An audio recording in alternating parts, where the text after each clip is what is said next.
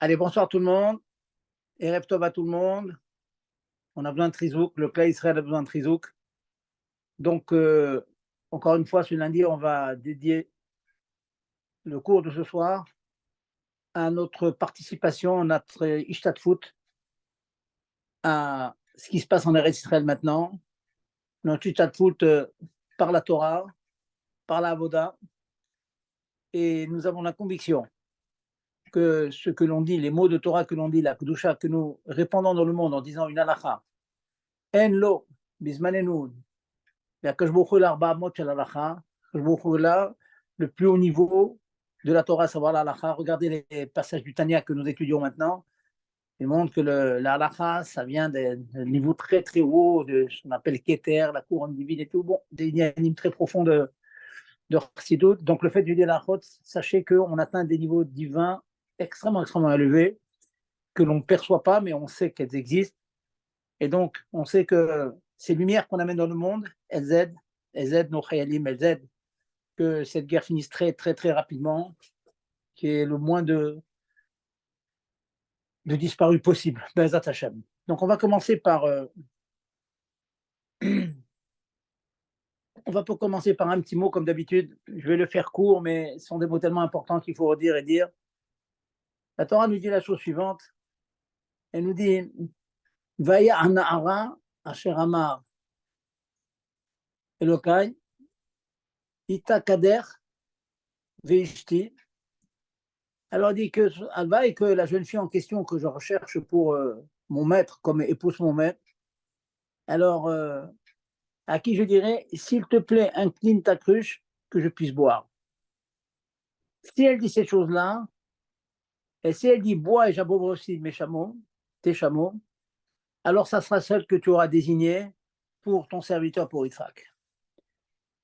Vous savez que faire des simanim comme ça, des oracles, des kishoufim, c'est quelque chose qui est interdit par la Torah. On n'a pas le droit de faire ça. On n'a pas le droit de dire, voilà, si le soleil est voilé aujourd'hui, alors l'affaire sera mauvaise, et s'il est dévoilé, si on voit des rayons de soleil, ça va bien marcher. Ce sont des présages. Les présages chez nous sont interdits, rigoureusement interdits par la Torah. Et quand même, Eliezer se permet de dire, eh bien voilà, si elle me donne à boire, et si elle donne à boire au chameau, eh bien ça sera celle qui aura été désignée par Dieu pour mon maître, pour Yitzhak. Dans une des Shelot et Tshuvot de Rav Moshe Feinstein, dans une grotte Moshe, il rapporte ce passage de la Torah et il s'étonne. C'était connu que Eliezer était le Rosh Yeshiva de la maison de Avraham Avinu. Il connaissait tout, il connaissait la Torah, il étudiait, c'était un grand Talmid Chacham, s'occupait de tout. Avraham Avinu s'appuyait sur lui. Comment pouvait-il faire cette espèce de présage, d'oracle, et de dire si cette jeune fille se comporte de cette manière suivante, alors ça sera la femme de Yitzhak. Et nous répond le Moshe Feinstein une très très belle réponse. Si on examine ce qu'a dit Eliezer, ce n'était pas un présage, pas un oracle. C'était un test, c'était un isayon. Ce qu'il recherchait comme Kala à son maître Yitzhak, c'est une femme qui était prête à présenter des qualités particulières qui seront la caractéristique des Imaot. Vous savez que Sarah était la première des Imaot, des matriarches. La femme de Yitzhak devait être la deuxième. Il fallait qu'une qualité spéciale. Et donc, c'était une épreuve. Rien à voir avec un oracle, rien à voir avec un présage. C'était une épreuve. Et l'épreuve a été brillamment passée. Qu'est-ce qu'elle a dit? Elle répond. Elle dit, je vais m'occuper de vous, je vais vous donner à boire. Et une fois qu'elle a fini de parler, elle a dit, et maintenant, je vais m'occuper des chameaux. Alors là, Eliezer a vu la chose suivante. Si elle a cette qualité de spontanéité, quand quelqu'un a besoin de quelque chose, elle se précipite. Elle, une petite jeune fille toute frêle, elle se fatigue à tirer de l'eau. À l'époque, sachez que tirer de l'eau des puits, c'était un très, très grand travail. Eh bien, c'était la plus grande preuve de sa bonté illimitée, qui la rendait réouya, apte à être une des matriarches. Et l'histoire des chameaux. Torah rentre dans des petits pratim, sichatam, bien. Avot, c'est extraordinaire. Quelques mots que disent les esclaves de l'Avot, c'est quelque chose. Kalvachomer, quelques mots que disait Rivka. Il dit maintenant, je vais m'occuper des chameaux. Ça veut dire que quoi? Non seulement elle a fait le Icar de la mitzvah de Chesed, elle donnait à boire à ses invités, une personne qui venait d'une longue route et qui était assoiffée. Maintenant, je m'occupe de tes animaux. Ça veut dire qu'il y a le din, il y a le plus que le din. Donc, il a vu doublement qu'elle était apte à être la matriarche, la deuxième de nos matriarches. Maintenant, elle s'occupe plus que le nécessaire. Comme elle a fait plus que le nécessaire, c'est une double preuve. Encore une fois, ce n'est pas un présage, c'est encore une preuve. C'est un isayot, c'est un test. Le test, elle a passé brillamment. Elle a fait ce qu'on lui demandait, et en plus, elle a fait plus que ce qu'on lui demandait. Ça, c'est le point que beaucoup de nos chachamim mettent en avant ici. Dans une sikha, le Rabbi développe beaucoup ce thème-là. Que puisque nous sommes les descendants des patriarches, nos matriarches, donc on doit s'occuper d'autrui aussi, comme Rivka a montré qu'elle s'occupait d'autrui. Et c'est comme ça qu'on arrive au vrai Shido. C'est ça qu'elle a amené, qu'elle allait être la Meshoudechet de Yitzhak Avinu, la deuxième des matriarches. Donc ça, quelqu'un d'autre à autrui, on lui donne du chesed, on lui donne tout, sans faire des cheshbonot. On lui donne ce dont on a besoin, et deuxièmement, même ce dont il n'a pas besoin. On va dire le superflu. Même le superflu, il faut lui donner. C'est un très gros enseignement que les Baalé Niglé, moi j'ai fait un chien dans ça, il en fait des halachot avec ça. Il en fait une halacha. Que les fameux présages qui sont interdits Minatora, mais quand ce n'est pas un présage, mais c'est une manière de mettre à l'épreuve, d'éprouver quelqu'un, de tester quelqu'un pour savoir quelles sont ses qualités, ça, oui, on a le droit. Et c'est ce qu'on doit chercher. Maintenant, malheureusement, la génération est telle qu'on cherche des choses superflues qui ne sont pas essentielles. Cher Kelached, Vevel Yofi, mais le Yofi, le vrai Yofi, c'est cette qualité de Chesed. Si une jeune fille trouve un Satan en qui elle ressent le vrai chesed, c'est prêt à donner à autrui, quand un Khatan rencontre une Kala qui a cette qualité de chesed de donner, alors elle fait appel à l'amida de Dieu. Dieu, il a tout, il est chalem, Pourquoi tu dis l'amida avec l'article défini? Parce que une des raisons pour lesquelles Dieu a créé le monde, c'est la ramenée dans la Kabbalah, qui va chez Tachlit Tov Le'etiv. La perfection du bien, c'est de faire du bien. Et Dieu, il est tout, donc il a tout. C'est la perfection, il ne manque rien. Puisque lui, il ne manque rien, il n'a rien à chercher pour lui, il ne fait que donner. Et cette qualité, il a transmise à ses enfants. Béni Bechor Israël, nous sommes les enfants d'Akadosh Baruch Hu. Donc cette qualité, il faut la rechercher.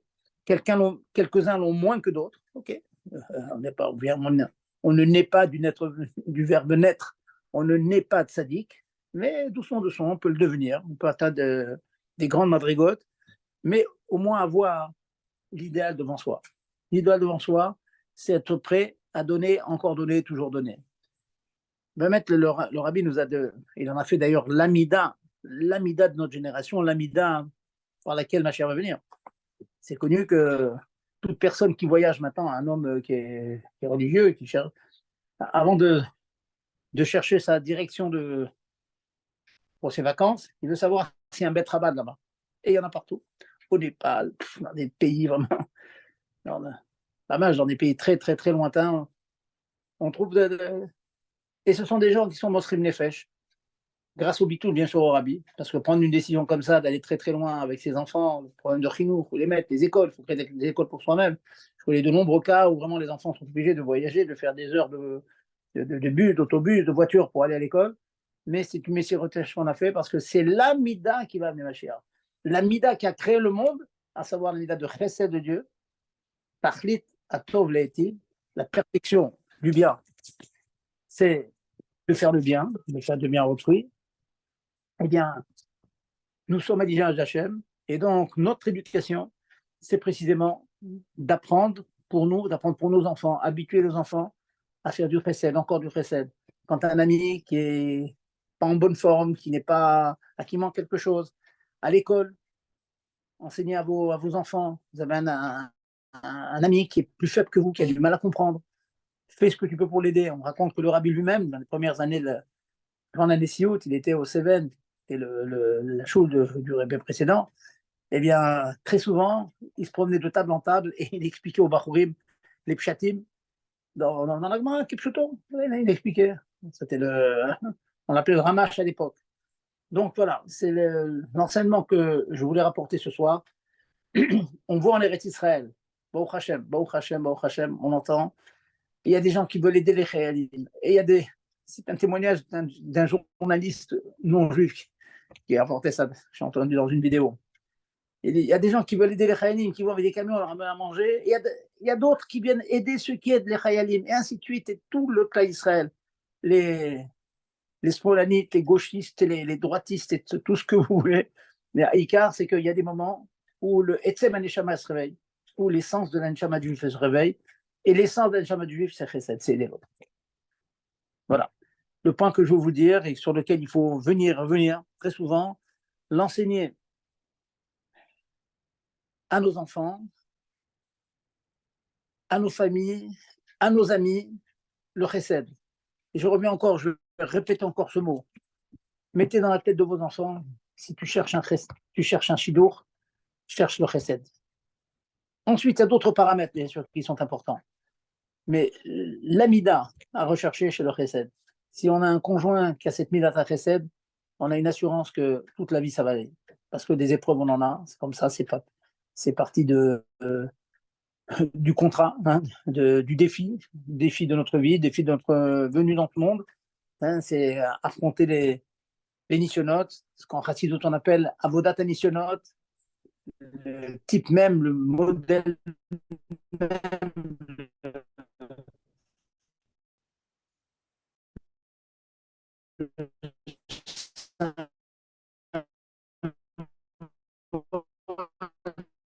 on va demander le sacrifice suprême, pas lui. Lui, ok, on donne sa vie. Ça demande des épreuves beaucoup, beaucoup moins fortes, Baruch Hashem, avec soi, autour de soi, cette mise à terre. Il faut toujours vouloir progresser dans cette chose-là. Et un des points, pour donner un point pratique, c'est que essayer d'avoir l'œil que le rabbi avait sur chaque juif. Devant le rabbi passait tout le clan d'Israël. Tous. On peut imaginer que dans tous ces gens qui passaient, ce n'étaient pas tous des tzadikim du Tanya, hein, on est d'accord. Certains avaient toutes sortes de défauts. Le rabbi voyait en lui la nefesh elokit. Comme il disait, c'est un diamant qui passe devant moi. La nefesh elokit. Donc, les défauts, ok, ils sont là. Ils sont là. C'est pas ça qu'il faut voir. C'est pas mon problème à moi. Comme les enfants de Noach, quand ils ont vu la faute, la seule chose qu'ils ont vue, c'est qu'il fallait couvrir la nudité de leur père, c'est tout. Ils n'ont pas porté aucun jugement. C'est pas moi de juger, je dois agir pour résoudre le problème. Je ne regarde pas ce qu'il a mis là.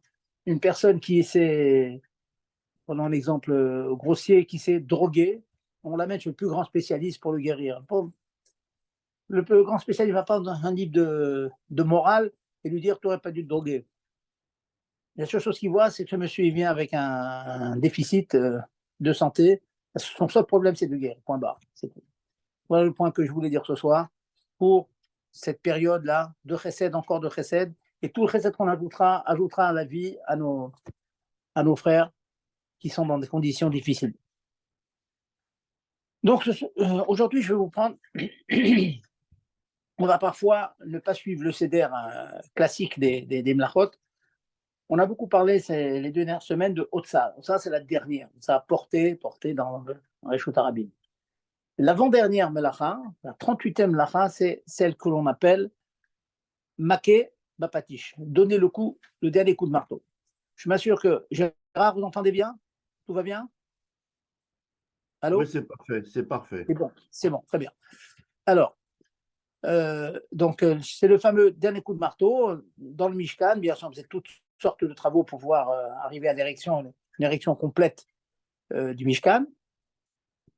Eh bien, quand on fait un travail quelconque, par exemple, on faisait des tatines de métal, ben, on tapait dessus de telle sorte qu'on arrivait à tout bien égaliser. Puis, les derniers coups qu'on donnait, qui finalisait l'œuvre, eh ben, ça s'appelle Makeba. J'ai donné le dernier coup de marteau. Je vais vous apporter de nombreux exemples dans notre.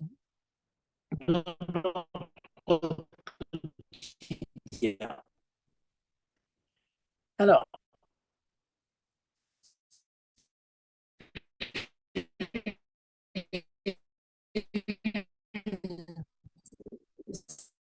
c'est Je pense qu'il y a un petit problème audio là. apporter du dernier coup de marteau quelque chose. Je vous apporte déjà les exemples de l'Agmara qui sont moins. On a, autrefois, c'était comme ça, on achetait des vêtements de laine très précises. Excusez-moi, est-ce que vous pourriez répéter parce qu'on vous a très mal entendu à un moment? Alors, je ne sais pas si c'est que moi ou si c'est tout le monde, mais Là, vous m'entendez, madame? Vous m'entendez là? Oui. Oui. Alors, je vais reprendre parce que Gérard m'a dit qu'il y avait un problème audio. Bon, en tout cas, là, vous m'entendez apparemment. Oui, là, c'est Oui, bon, là. c'est bon là. Alors, je reprends. Voilà. Bon, il faudra beaucoup réfléchir, Gérard. Je compte sur vous. Il faut absolument me trouver une solution qu'on n'ait pas toujours ces problèmes. Hein. Je ne sais pas s'il faut acheter une machine, même qui vaut cher, je l'achète et c'est tout. Mais c'est pas normal qu'on ait toujours des problèmes comme ça. Bon.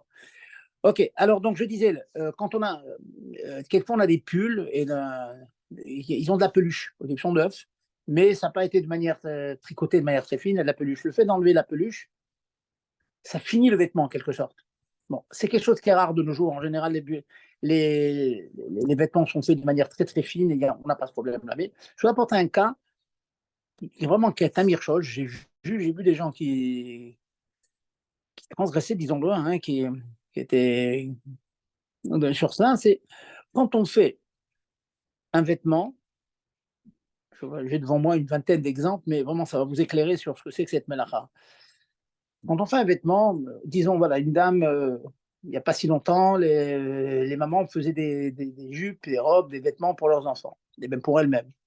Lorsqu'on fait une jupe, on lie des pièces de tissu entre elles, on fait un premier, ce que l'on appelle un faux filage, c'est des fils qu'on enfilait comme ça en faisant des grosses points. Et puis, une fois que le patron, s'appelle le patron, a été fait, on avait le modèle, puis on passait tous à la machine à coudre. Et puis, une fois que la machine à coudre avait réuni l'ensemble de manière solide, on enlevait les faux filages. Eh bien, ça peut arriver de nos jours, beaucoup moins, bien sûr, les habits sont très, très bien finis de nos jours. Donc, mais si vous êtes amené vous-même à faire une telle jupe, ne laissez pas des fils comme ça, du faux filage, parce que le fait d'enlever ces fils, c'est finalement finaliser la couture de cette jupe. Donc, enlever les faux filages, c'est mamash assour minatora. Ça s'appelle makeba patish. En hébreu, c'est shlal. Le shlal, ça veut dire c'est les espèces de fils comme ça. Je vous apporte un cas très concret qui m'est arrivé il y a de très, très nombreuses années, où vraiment, si on ne connaît pas, on peut être nirchol, on peut transgresser. Il m'est arrivé d'avoir un talit de très bonne qualité, mais avec les années, vous savez que les talits, les grands talits qu'on met à la choule, il y a une deuxième pièce de tissu blanche qu'on met sur la tête pour protéger le talit. Mais avec le temps, le contact de ce tissu blanc donc, qui était cousu au talit était toujours en contact ou avec les cheveux ou avec la kippa noire. Donc, au bout d'un temps, ça noircit, c'est pas joli. Or, laver tout le talit, ça lui fait perdre de sa fraîcheur, on va dire. Il jaunit et tout. Donc, on a préféré donc découdre cette pièce du tissu. On l'a passé à la machine, on l'a lavé, elle a sorti bien, bien blanche. Puis, on a recousu cette pièce de tissu sur le talit gadol pour le remettre. C'était très, très bien fait. C'est trouvé que ce Shabbat, j'ai pris ce talit, c'est une histoire qui m'arrive à moi-même. Et puis, en mettant le talit sur la tête, j'ai senti une petite pique sur la tête, sur le crâne. Qu'est-ce que c'était? C'était une petite épingle qui avait été mise pour pouvoir lier la pièce de tissu au talit gadol. Aux quatre coins de cette pièce de tissu, il y avait une petite épingle, pas une épingle à nourrice, petite épingle, pour tenir la pièce. Ensuite, tout cela est passé à la machine à coudre. Donc, ça a bien relié la grande pièce de tissu blanc avec le talit gadol, pardon. Et puis, il s'est trouvé que la couturière a oublié d'enlever ces petites épingles. Et bien, enlever les petites épingles, c'est le même effet, c'est la même chose exactement que d'enlever le fameux shlal, le fameux faux filage. C'était makeba patish. Dès que j'ai vu ça, Bon, Hachem, je connaissais cette halakha. J'ai posé le talit et je ne l'ai pas mis parce que il fallait enlever les épingles. Et enlever les épingles, c'était même assaut minatoire. Vous vous rendez compte? Donc, ouais, c'est des petites choses auxquelles on peut ne pas penser, alors que c'est vraiment quelque chose qui est vraiment un ISO. Donc, je continue. Tout à l'heure, je ferai un petit récapitulatif de toute ces halakhot. Une chose aussi qu'on peut oublier, mais qui arrive. Imaginons que vous ayez besoin d'un marteau. Vous savez qu'on a un marteau, c'est mouktsé, mais c'est ce que l'on appelle keli chez marteau l'issour. C'est un ustensile dont la fonction, c'est de faire un issour. C'est mouktsé. Seulement, si j'en ai besoin de ce marteau, les tzorer goufo o mekumo, pour les besoins de lui-même, pour casser quelque chose que j'ai le droit de casser. J'ai une noix de coco à la maison. Je n'ai pas pris la précaution d'enlever la grosse écorce. J'ai le droit de prendre le marteau et casser la grosse écorce. J'ai le droit. S'il est mouktsé, mais j'en ai besoin pour lui-même. Ou bien j'ai besoin de l'endroit où il se trouve le marteau. J'ai posé le marteau en plein milieu de la table de la salle à manger, il me dérange, j'ai le droit de l'enlever, le ranger. Voilà. Maintenant, ce marteau, c'est une petite parenthèse, hors sujet. Maintenant, ce marteau, je vais chercher le marteau pour casser ma noix de coco. Il se trouve que le manche du marteau est parti de la partie fer, la grosse ferraille là, qui sert à casser. Qu'est-ce qu'on fait parfois? On prend le manche en question, ou en gros plastique, ou en bois, on l'enfile dans le trou, et puis on tape dessus pour qu'il s'enfile bien dedans. Donc finalement, on finit un nouveau kéli, parce que le bois tout seul, c'est rien. Le morceau de fer tout seul, c'est rien. Mais quand je les lie, je joins les deux morceaux, je crée un marteau qui est apte à faire sa fonction de marteau. J'ai fait ma kebapatiche. Donc vous voyez, ça peut avec un balai parfois. On a un balai qui a du mal à rentrer dans le trou, il est un petit peu usé. Alors très souvent, on le prend et on le renfonce très très fortement dans le trou de la brosse. On a la brosse avec laquelle on balaye, et puis le morceau de bois, le manche à balai. Le fait d'enfoncer fortement le manche à balai dans le trou de la brosse, eh bien c'est aussi ma kebapatiche. Si le trou est très large, c'est peut-être midera banane seulement parce que ça ne tient pas beaucoup si c'est usé. Mais c'est sûr et certain que c'est de toute façon interdit. Donc voyez, finir un marteau, finir un manche à balai. Je ne parle pas d'un manche à balai que l'on visse. Parce que quand on le visse en général, c'est ce qu'on appelle d'arcobécart. On a l'habitude de visser, de dévisser pour les ranger très souvent. Mais je parle d'une personne qui a l'intention de l'emboîter bien et qu'il reste comme cela. Dans ce cas-là, c'est interdit. Voilà, c'est le fameux manche à balai. Encore un exemple. Une quantité d'exemples, vous allez voir. Ensuite, à l'envie, vous en trouverez d'autres, vous demanderez. Il arrive parfois qu'on insiste on a une fourchette, disons, et on insiste pour attraper un morceau de viande qui est un petit peu dur. On insiste, on appuie fortement. Il arrive que l'ustensile en question, couteau, fourchette, cuillère, il se tord un petit peu. Quand la cuillère n'est pas d'excellente qualité, pas solide, etc., et puis même avec qualité, il y en a qui se tordent comme ça, eh bien, redresser l'ustensile comme ça, c'est ma kebapatiche. Vous lui redonnez sa fonction initiale en le redressant. Donc, il est bien le réflexe de ne pas utiliser cet ustensile après l'avoir redressé, de ne pas redresser l'ustensile. Ça rentre dans ce lien de ma kebapatiche.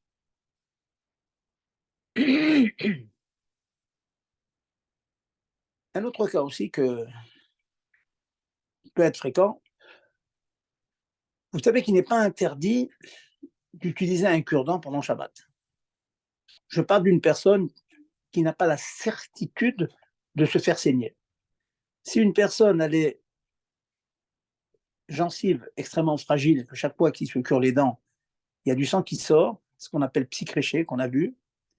Psychréché, ça veut dire c'est sûr qu'il y a du sang qui sort, c'est interdit. Elle n'a pas le droit de se curer les dents, de se nettoyer les dents.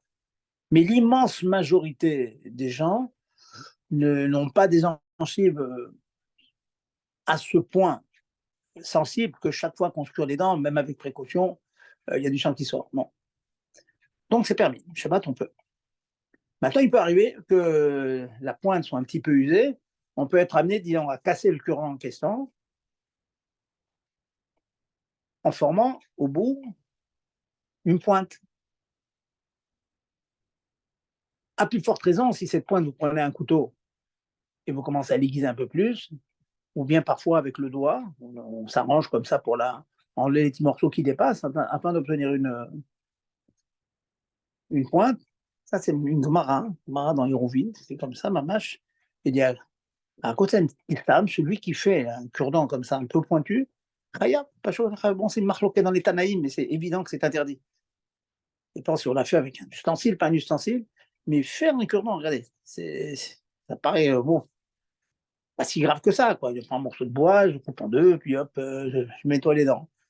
Non, c'est formellement interdit. Pour une autre raison, faites attention, quelqu'un m'a demandé à ce sujet, je l'ai vu faire, hein, très souvent, de nos jours, que nous utilisons tellement de vaisselle khat parmi, de vaisselle qui est jetée en plastique, souvent les gens prennent une fourchette en plastique et puis ils cassent une des dents, précisément pour se curer les dents. Il est évident que c'est aussi interdit. Oui. On peut se curer les dents avec la fourchette elle-même, bien que ce soit pas bien délicat, hein, je vous l'accorde. Mais bon, une personne qui utilise une fourchette comme ça pour se nettoyer, pourquoi pas. Mais c'est évident que couper le bout pour pouvoir utiliser ce petit morceau de plastique et vous nettoyer, ça c'est rigoureusement interdit. Oui, donc, je vous en dis des halakhot comme ça, hein, je vous les envoie. Mais tout ça, ce sont des conséquences de près ou de loin, parfois c'est midérabanan. Je ne veux pas rentrer dans ces détails quand l'interdiction elle est minatora ou midérabanan. En tout cas, c'est assourd. Un cas qui est rapporté aussi, s'arranger les ongles. Parfois, il y a un ongle qui se casse, on est très souvent amené à gratter comme ça un ongle sur l'autre. Une femme qui doit aller au mikvé, elle voudrait enlever le morceau d'ongle qui dépasse. Vous voyez, ça aussi, c'est makévapatiche. C'est finaliser l'ongle en question. Donc, on n'arrange pas ces ongles. La question se pose pour un Moël. J'ai connu une fois un Moël qui avait besoin donc de s'arrondir l'angle parce que vous savez que le Moël, il a la mitzvah bien sûr de Mila, de couper le prépuce. Une fois qu'il est coupé, il y a ce qu'on appelle la priya. On le retourne pour qu'il se cicatrise. Donc, c'est une opération qu'on fait très délicate. Et le Moël, il a besoin d'ongles bien acérés et bien arrondis pour faire cette chose-là. Donc, si l'ongle se casse, c'est problématique. On n'a pas le droit d'arranger. C'est toujours, ça rentre dans cette idée que l'on appelle donc maké bapatiche. Une autre aussi, je vous en ai fait à peu près la moitié de ce que je vous ai préparé. Je vais vous dire la dernière avant de faire la deuxième partie, mais je vais ensuite, en attendant, écouter vos questions. Donc, une aussi qui ressemble à cela que tout le monde comprend, bien sûr couper du papier. On a besoin de sopalin pour essuyer la table, pour aux toilettes ou pour le nez. Le fait de couper, donc, ça finit quelque chose. Le fait de couper le papier, ça permet d'avoir un morceau de papier qui nous arrange comme mouchoir ou comme une autre utilisation. Donc, mais couper le papier, ça appelle beaucoup de connaissances. Parce que selon qu'on le coupe, selon les pointillés ou pas, ça peut être l'interdiction qu'on appelle mechater. Mechater, c'est coupé selon une mesure. Ça peut être makeba patish. Ça peut être donc le dernier coup de marteau. Ou ça peut être coréa, le fait de déchirer. Alors tout ça, c'est des grosses discussions dans les poskim, dans les moazaken, mishtabura, enfin, c'est des grosses questions. Mais le tzad hachavé, il est clair que couper du papier de toilette ou du sopalin, enfin de l'essuie-tout, c'est interdit pendant Shabbat. J'ai eu l'occasion de vous dire qu'en cas de besoin, si un jour on a vraiment besoin d'utiliser du papier comme ça pour diverses raisons, en particulier si on trouve parfois dans un lieu d'aisance et les propriétaires n'ont pas pris la précaution de laisser du papier coupé. Il n'y a que des rouleaux de papier non coupés. J'ai eu l'occasion de vous dire que couper comme ça le papier, c'est une Mishnah dans Masechet Betsa, il dit c'est Nire qui metaken keli. Nire, comme ça ce mot. Le Rambam rapporte ce mot-là. Nire qui metaken keli. Ça ressemble à, c'est comme. De là, nous déduisons, les poskim déduisent que l'interdiction n'est pas une interdiction de la Torah, mais une interdiction des Rabbanan seulement. pourquoi et comment, c'est encore c'est des discussions. Une des idées qui était dit, c'est que ça ne se coupe jamais bien, comme il faut exactement, selon proprement. Donc, c'est comme un chinouille en quelque sorte, et donc, c'est pas assour minatora, c'est assour midarabanan. Pourquoi je vous dis tous ces détails? Parce que pour nous, hein, comme vous le savez très bien, l'otassour mikol, la Torah nous dit, nous enjoint, tu ne bougeras pas ni à gauche ni à droite de ce que te disent les Chachamim. Donc, comme nous disent les Chachamim, cette mission des Rabbanan et tout ce qu'il y a, les Mishmeret qui nous ont ajouté, pour nous, c'est comme la Torah. Donc, ça ne change rien. Mais il faut quand même le savoir parce qu'il y a des cas où eux-mêmes, eux-mêmes nous ont donné des portes pour être mikil parfois. En l'occurrence, puisque c'est interdit sur des Rabbanan de couper le papier, Mishum Kabod Abriot, pour le respect de la personne humaine et tout, on a le droit de faire avec un chinouille. Donc, au cas où ça vous arriverait, vous pourrez donc déchirer ce papier du rouleau de papier ou entre les coudes, comme cela, avec un chinouille, ou bien avec les dents, vous trouvez un système pour le faire avec un chinouille, parce qu'il faut quand même se nettoyer. C'est un manque de respect de la personne humaine que de sortir comme ça sale, c'est pas envisageable. Voilà, donc on prendra cette coup-là. Voilà, donc je vous ai brossé comme ça plusieurs pisquets d'énigmes, hein, qui concernent une lacha qui a l'air toute innocente, ça s'appelle le dernier coup de marteau, mais vous voyez à quel point cela rentre dans nos Shabbatot, faire attention à ne pas finir quelque chose. J'en ai encore beaucoup, beaucoup comme ça, mais avant, je voulais écouter vos questions. Allez-y. Allez-y, mesdames, messieurs, vos questions. Pas de questions? Allô, bonsoir Rabbi Habib. Voilà, Bonsoir. j'ai une question par rapport à l'exemple que vous avez demandé. Vous avez parlé le marteau et le manche qui s'est déboîté. J'ai un cas semblable, mais peut-être pas tout à fait pareil, et je voulais savoir si c'était permis. C'est un porte-serviette, et bon, il se déboîte un peu des fois, il sort un petit peu, mais pas complètement. Est-ce qu'on a le droit de le remettre à sa place pendant Shabbat? Voilà. Écoutez, en principe, c'est un problème. Maintenant, si, j'ai envie de voir le pas de vis. Vous voyez ce que j'ai, le pas de vis, c'est-à-dire le trou qui permet d'enfoncer votre morceau. Il est devenu très large. Il est devenu très large. Et ce qui fait que de toute façon, même si vous le remettez, il va repartir. Vous voyez, c'est-à-dire, c'est pas vraiment, ça s'appelle, noten make bechosek. Il y a comme ça un concept quand c'est fait bechosek. Si c'est quelque chose qui est neuf, ça peut arriver quelque chose qui est neuf de bonne qualité, mais bon, il a reçu un grand coup, il s'est déboîté. Là, c'est évident que c'est interdit. Mais si c'est quelque chose qui est déjà dans la semaine, c'est bien usé et qu'il tombe tout le temps, comme les balais, j'ai donné l'exemple tout à l'heure, le balai, vous savez, des balais, ils sont tellement usés que bon, on met le morceau de bois et puis on est sûr qu'à la fin à la fin du balayage, bon, il s'en va. Ça, il y a des coulottes dans ça. Donc ça va dépendre du degré d'usure de votre porte-serviette. D'accord. Merci Voilà. beaucoup. Autre question? Oui, oui. Pendant Shabbat, il y a un lampadaire, une lampe de chevet qui est allumée et qui peut déranger pour quelqu'un qui aurait du mal à dormir à cause de ça. Est-ce qu'il peut mettre quelque chose par-dessus, un genre de tissu ou un chapeau mais ça va réduire la lumière, c'est ça le problème.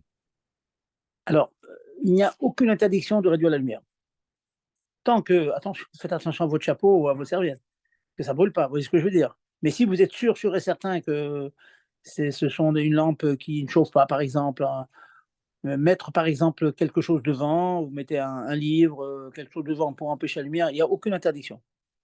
Aucune interdiction.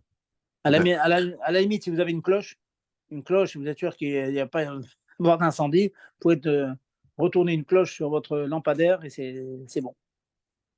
D'accord. Voilà. Autre question? Ah, pas de question aujourd'hui. Non, moi j'ai une question.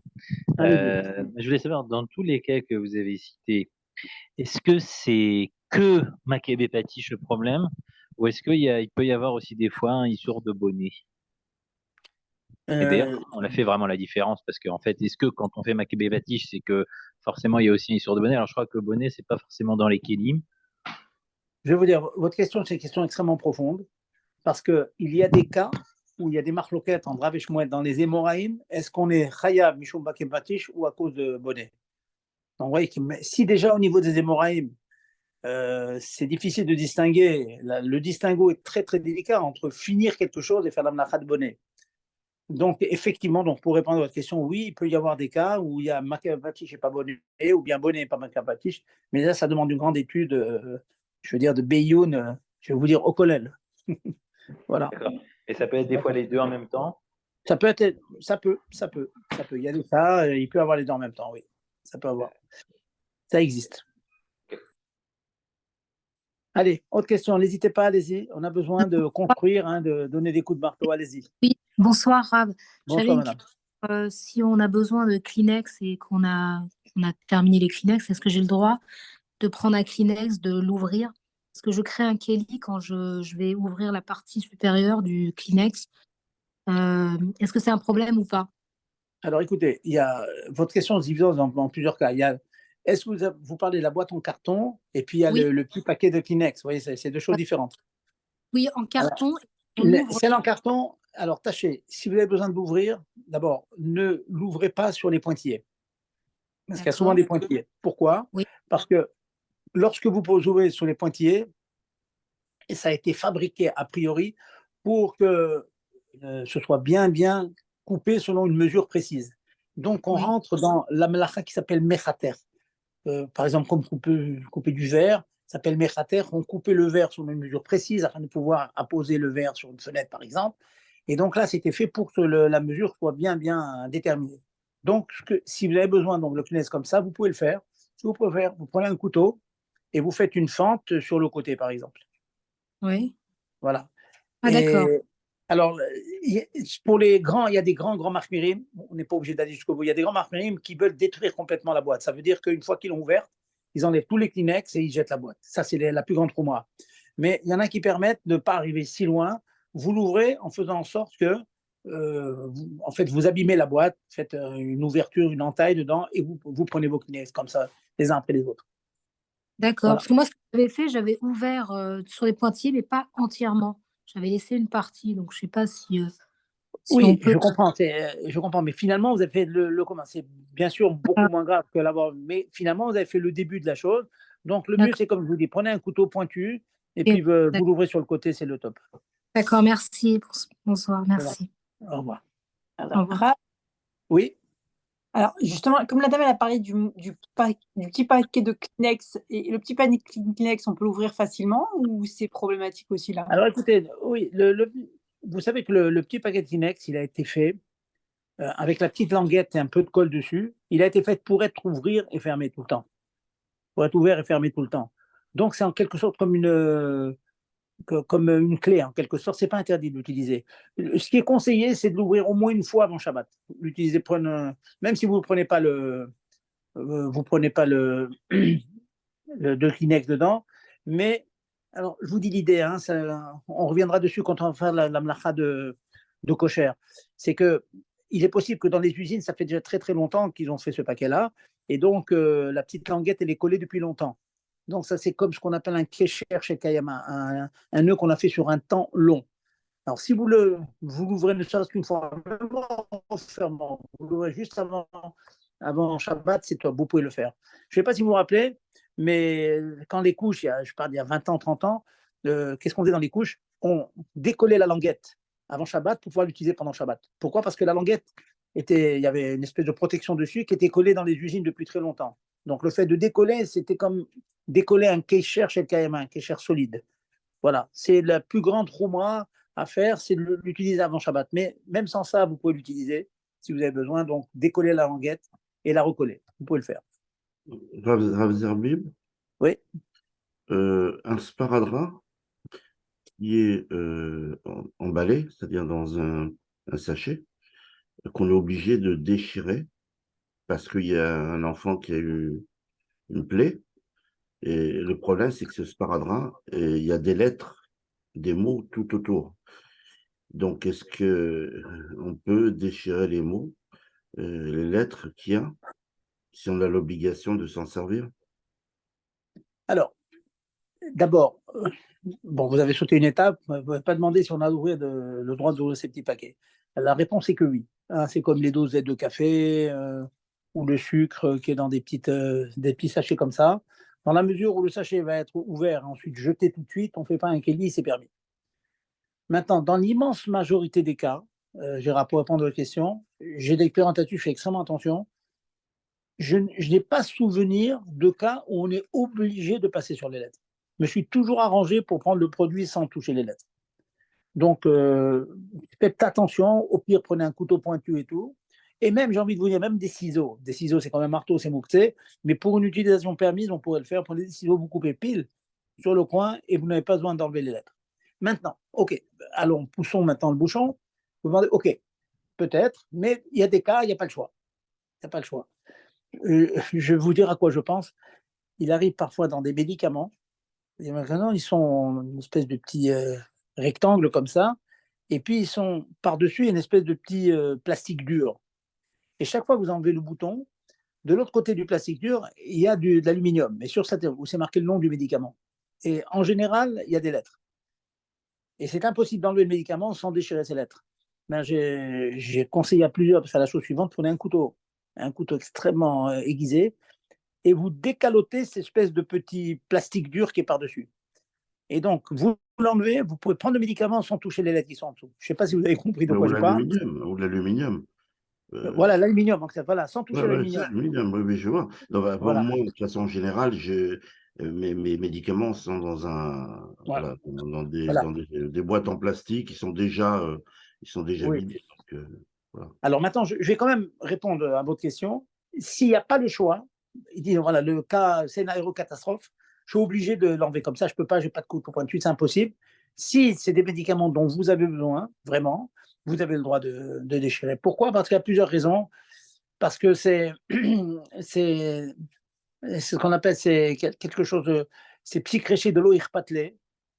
Vous en fichez complètement d'effacer ces lettres. Et en plus, vous effacez sans intention d'écrire après. Or, effacer, c'est interdit que si on a l'intention de réécrire après. Donc, il y a plusieurs tsiroufim de Issourim des Rabbanan, dont la somme fait que s'il n'y a pas le choix, on le fait quand même. Voilà. Et bien évidemment, on prend le médicament que si on est vraiment alité, Rav Zerbib. Ah oui. Je parle de celui qui m'a demandé tout à l'heure. Je sais qu'il a des médicaments qu'il est obligé de prendre tous les jours. Voilà. Bien sûr. Je veux dire par là, ça rentre dans la somme des Rabbanan, quoi. C'est sur les Rabbanan, dans la nécessité de la Voilà. Ça rentre dans l'équation, quoi. Absolument, oui. On continue, vous avez d'autres questions, allez-y. Moi, je peux vous poser une petite question parce que tout à l'heure, vous parlez du papier. Mais oui. Donc, c'est la même chose pour le sopalin parce que c'est pareil, madame. C'est pareil. Le sopalin, c'est pareil. C'est exactement pareil. Ça veut dire qu'a priori, c'est interdit de couper du sopalin. Maintenant, il y a des cas exceptionnels. C'est impossible autrement. Comme je vous dis, c'est cavodabriote et tout. Là, vous le faites avec un chinouille. C'est-à-dire, vous le faites avec les dents ou entre les cuisses. Cas exceptionnel. Ok, merci. Voilà. Bon, alors je vais continuer donc, à moins qu'il y ait encore des questions, je vais continuer à vous donner d'autres exemples de cette mlacha de Makeh Patish. Une qui a rapporté, bon, c'est plus d'actualité, mais bon, autrefois c'est d'actualité. Autrefois, on avait des montres qui n'étaient pas à pile, qui étaient à ressort, et ça se remontait. Donc, les Chachamim identifiaient le fait de remonter une montre comme faire le dernier geste qui la mettait en marche, c'est que ça ressemble à Makeh Patish. Donc, on ne remonte pas une montre. Un point intéressant, c'est remettre une montre à l'heure. Entendez bien, hein, je parle d'un cas où on va la remettre à l'heure sans toucher des problèmes électriques. Vraiment, il y a beaucoup de montres comme ça qui sont électriques, mais bon, on peut toucher il y a un bouton qui permet de tourner des aiguilles. Alors, c'est une marloquette. Il y a des grands postes qui me Rabbi Orbach qui permet de remettre une montre à l'heure. Bon, je ne sais pas si il faut tellement prendre cette coup-là, mais en cas de besoin, on va dire, si vraiment il y a besoin pour des cours qu'on donne pendant les fêtes, etc., remettre une montre à l'heure. Alors, je vous explique la svara, la logique du grand Rabbi Orbach. Il est comme ça, en fait, on est remetaken, on n'arrange rien quand on met la montre à l'heure. Et à la limite, si on va au bout de l'idée, si vous savez que la montre elle a 2h15 de retard, vous pouvez la garder telle que, et puis à chaque fois, vous faites le compte dans votre tête. Voilà, c'est aujourd'hui, c'est 2h moins quart plus la vraie heure. Moins la vraie heure. Vous voyez.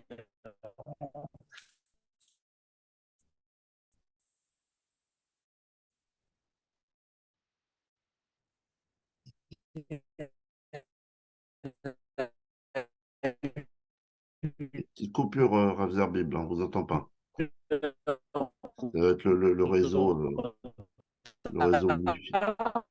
À chaque fois, si vous voyez 2h, vous savez qu'il est 1h. S'il est midi, c'est une espèce de confort. On est jamais taquet.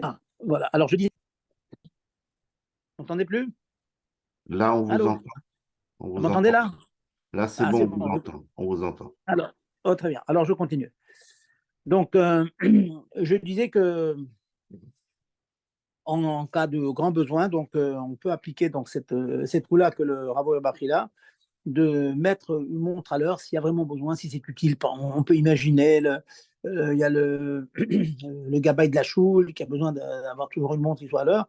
Dans la mesure où je ne fais que tourner les aiguilles comme ça, il y a une coula, on va dire, il y a une coula, parce que finalement on ne fait rien, on fait que bouger des aiguilles et c'est tout. Ni on touche l'électricité, ni on touche autre chose, ni on a métaqué, ni on arrange la montre elle marche très bien, seulement bon, les aiguilles ne sont pas en bonne position. Voilà. Intéressant de voir donc que dans Makeba Patish, il faut creuser quelquefois. Des fois, ça a l'air de finir quelque chose, mais en fait, ça finit strictement rien. Alors, on va élargir un peu le débat de. Alors là, je pense qu'on n'aura pas le temps de finir. Ça serait bien de faire une Khazara et de finir la semaine prochaine, mais je voulais vous expliquer un point que certainement vous avez entendu et que les gens ont du mal à comprendre. C'est ouvrir une bouteille lorsque sur cette bouteille, il y a un bouchon en fer et que ce bouchon il se finit avec une bague. Et lorsque l'on ouvre le bouchon, il y a la bague qui se détache du bouchon, qui se casse. Et donc, on peut utiliser maintenant cette espèce de morceau de fer pour fermer la bouteille. Vous trouvez ça parfois dans les bouteilles de coca. Surtout, il y en a quelquefois dans des réceptions un peu huppées. C'est plus cher et tout, mais vous avez des bouteilles de coca en verre. Et en général, les bouchons sont en fer. Vous avez le Perrier aussi, bouteille de Perrier avec ses. Ça se trouve fréquemment maintenant, même dans le vin. J'ai bu dans du vin, donc des bouteilles avec des bouchons en fer et une bague. Alors, il y a divers avis sur cela, de très nombreux poskim sur lesquels on tient, Urbach et tout, vraiment des grands poskim, qui disent qu'il est interdit d'ouvrir ces bouteilles pendant Shabbat. Pourquoi? Qu'est-ce que je fais? Je fais quelque chose. Je finis quelque chose. Qu'est-ce que je finis? Je prends un bouchon.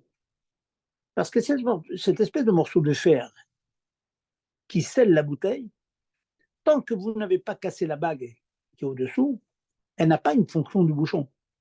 Un bouchon, c'est quelque chose, un bouchon de liège, par exemple, sur une bouteille de vin, ça bouge la bouteille, je débouche, je prends le vin, puis je rebouche. Il a cette fonction, donc, de fermer quelque chose, pouvoir être enlevé pour utiliser ce qu'il y a dedans, et être remis.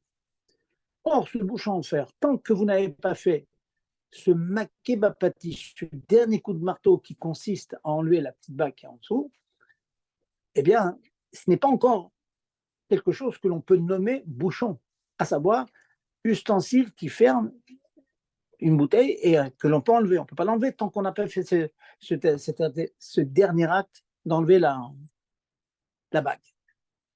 Donc, dit c'est interdit. C'est Makeba Patish. Comme ça, dit le Rav Auerbach et beaucoup d'autres poskim disent non, on n'a pas le droit d'ouvrir. Alors, y a-t-il des solutions? Après, on verra les coulottes. Hein, on verra des coulottes. Mais... Donc, a priori, beaucoup de gens, parmi lesquels je fais partie, RF Pessah, toutes les bouteilles de jus de raisin pour les enfants. Les adultes prennent du vin, mais les enfants prennent du jus de raisin. C'est moi-même qui ouvre les bouteilles. En général, les bouteilles de jus de raisin sont fermées avec ces bouchons en fer, avec une bague au bout. Donc, j'ouvre toutes les bouteilles RF Pessah. Maintenant, y a-t-il une solution au cas où je n'aurais pas pu le faire? Alors là, on descend un petit peu, mais il y a quand même une solution. De nombreux poskim disent qu'on peut faire la chose suivante. Vous prenez un couteau pointu ou un ustensile quelconque et vous faites un trou sur le bouchon en question, qui n'est pas encore un bouchon, comme j'expliquais. Faites un trou par-dessus, un petit peu large, de telle sorte que ce bouchon n'a plus sa fonction. Parce qu'une fois que vous avez fait un trou, il ne sert plus à grand-chose. En général, les bouteilles, on veut qu'elles soient bien fermées. Si c'est des coca avec du gaz, que le gaz ne s'échappe pas. Si c'est des bouteilles de vin ou de jus de raisin, on veut absolument que ce soit recouvert, on ne sait jamais ce qui peut tomber dedans dans la nuit.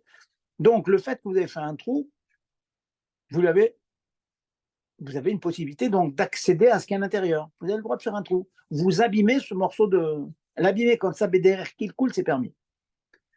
Ce qui est intéressant, c'est qu'une fois que vous avez fait le trou, vous avez à ce moment-là le droit d'ouvrir ce morceau de fer, ce bouchon. Vous avez le droit d'ouvrir et même de casser la bague.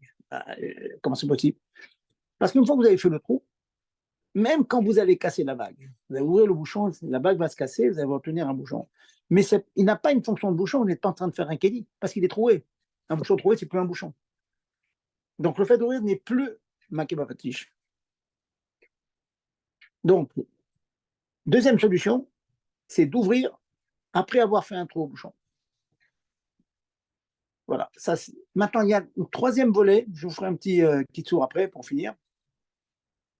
Certains poskim pensent à la chose suivante, d'une idée très intéressante aussi, qui est la chose suivante. On garde quelques bouchons comme ça qu'on a ouverts les jours de Chol, on les garde de côté.